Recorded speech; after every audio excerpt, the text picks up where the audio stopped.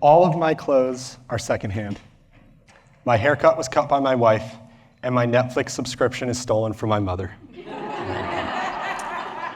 I'm cheap, so I'm going to speak to you today about generosity. My dad was an even thriftier man than I. Though he would take us sailing on the weekends of our youth, we sailed not the tame waters of the placid Puget Sound.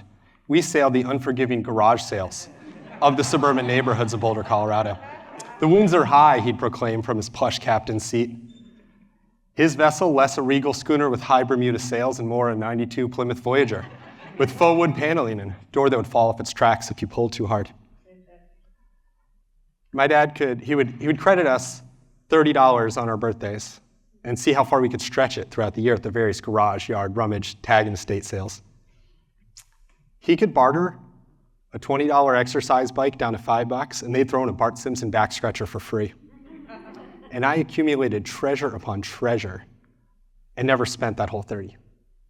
My relationship with money, much like putting a door back on a 92 Plymouth Voyager, is complicated, which is perhaps why I've come to earn my income by running Seattle REconomy and its tool libraries. It's a mix between giving and capitalism. And what I've come to understand is this: giving does not oppose capitalism. It can actually balance it to make a more resilient society. So let's imagine a world where communities thrive not on competition, but on collaboration. And where resilience isn't just a buzzword, but it's a daily practice that's rooted in reciprocity. And where we can get what we need without waste, extraction, or the destruction of our planet. This is a dream that we call the REconomy. Our tool libraries are like book libraries, but we lend tools. And people often ask, where'd you come up with this idea? We say we didn't. It's as old as civilization. People started society when people started sharing. The first economy, it wasn't capitalism, it didn't have money, but it wasn't even bartering as many people assume. As described by Professor Yuval Noah Harari in his book Sapiens, anthropologists believe the first economy was likely giving. Now, a friend might take care of a child so that the parent could go hunt. The hunter comes back with food and gives to the babysitter, not because they made a deal, but because by giving to that babysitter, they ensure more babysitting in the future. Sharing led to an interwoven society that was resilient because it was interconnected. Sadly, somewhere along the way, we've lost much of this spirit of sharing. Our society became wasteful, transactional, and extractive, and it left many people marginalized and our planet damaged.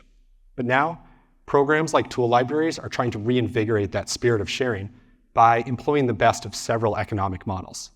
Specifically, the gift economy, where we give without predetermined reciprocation. This can be as simple as giving a friend a ride to the airport. And the circular economy, where materials are not wasted, nature is regenerated instead of thrown away. Here, we recirculate our resources by using methods like repair, reuse, and recycling. The combination of the circular economy, the gift economy, along with reciprocation, sharing, and capitalism, make up the greater REconomy. So let's look at some of the pillars of the REconomy and what make it such a tool for resilience. First, sharing spreads abundance so that resources can be reallocated to people ready to use them. This is theoretically how grants can work in the US. Money is consolidated, then reallocated to ready programs. Now remember, this is not a new idea, but this isn't even an old human idea. This is literally how living things continue to live. Consider mycelium, fungal threads that form these vast underground networks where resources are shared throughout. When mycelium is ready, resources surge from all over to one area and a mushroom can bloom. So with each interaction, community ties are strengthened. Second, by adhering to a circular economy, we ensure that our resources and our planet are sustained for generations to come. We don't throw things away like we might in a linear economy.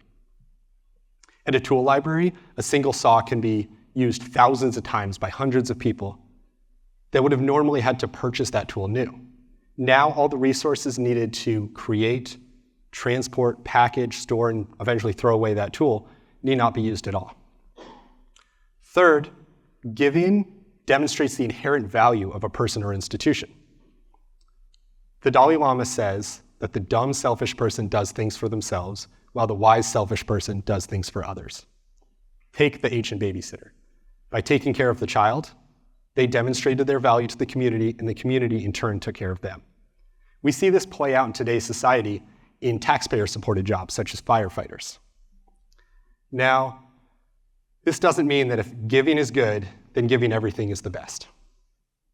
Like the oxygen mask on an airplane, we first and foremost have to take care of ourselves. If you're marginalized or under-resourced, what and how much you give will look very different than it will for somebody with plenty of money and resources. And still, we can't let this idea of taking care of ourselves be an excuse and a slippery slope that leads to greed and excess. So, how do we walk this fine line of giving and taking? We look to the pressure washer. Who owns a pressure washer? Who wants to own a pressure washer? Have you spent $200 to $800 on this thing and store it and maintain it to use it once or twice a year? Could you borrow a pressure washer? Giving up our consumerist ways would be very challenging right now, and though I actually think that's an important step we should consider, we don't necessarily have to right now. At a tool library, you can not own a pressure washer, yet still pressure wash to your heart's delight. It's going to cost you less money, and you don't need to store it or maintain it. At our tool library, we have over 10,000 tools, everything from pressure washers to power saws, party tents to plumbing snakes. And we offer these to the community, especially folks that might not have access to such tools, either because of space, money, or in certain circumstances such as gender, cultural norms. We also offer classes, events. We have a community workshop, a community bike shack, a seed library, board games, puzzles, and the new Abracadabra toy library created by my son Cedar this year. All of this is on a sliding scale. Donations are optional. So how do we make money? The answer is inclusion. We have over 3,300 members that donate anywhere from $0 to $2,000 a year. The average is about $60, which gets covered by a single loan. These are all purely optional because they value what we're doing.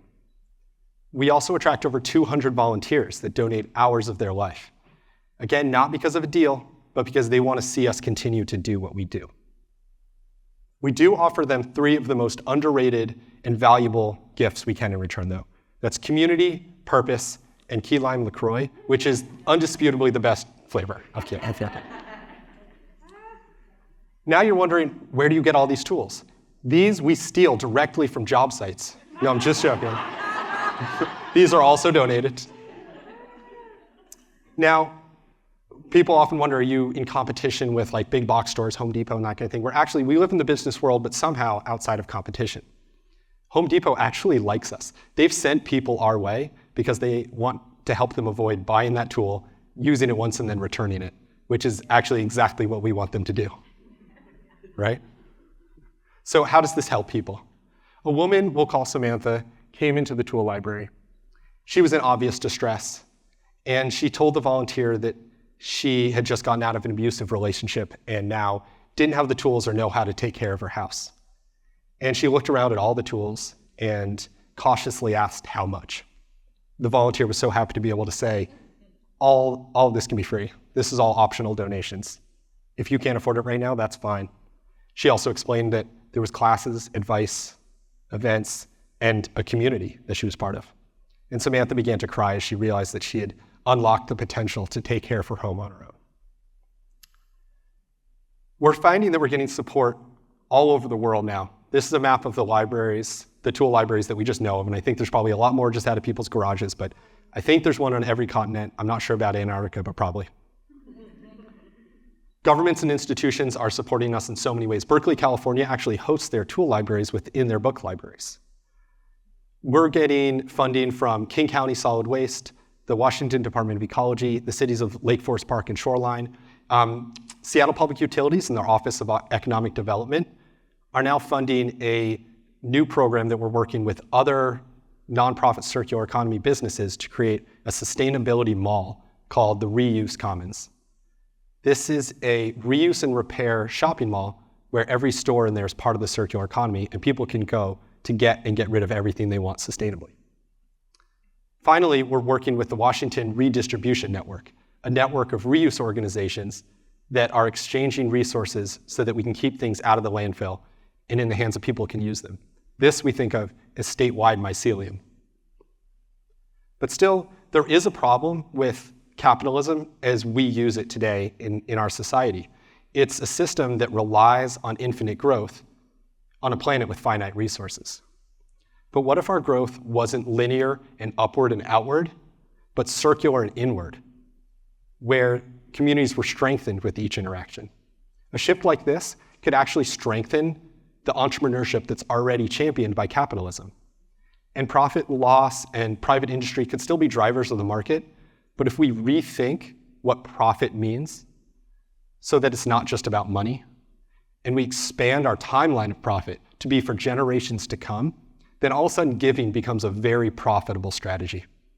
We use this strategy at our annual tool sales, inspired by my youth of garage sailing, but with a very important difference. Instead of pricing everything and trying to barter for as much as we can get, we don't bother with the price tags and instead adopt the motto, all offers accepted. This means the tools are essentially free, but if you value us and value what we're doing and can afford it, then donate what you can, and it works.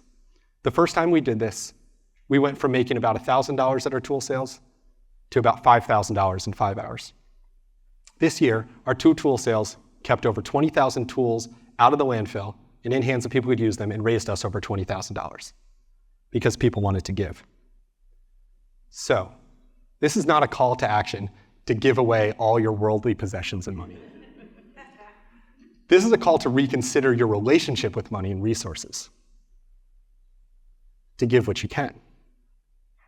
This is a call to get involved, to volunteer with the circular economy business, join a tool library, and add 10,000 tools to your tool belt immediately. When I was a kid, I saved money, though I didn't quite understand it. I kind of hated it, but I could tell it was important. Now I see money as more of a tool for sharing. So here's what you can do. Share what you have an abundance of. Whether that's money, time, expertise, love, tools, key lime LaCroix. By sharing what you have an abundance of, you can take care of yourself while taking care of others. So please, be selfish, but wisely so. Thank you.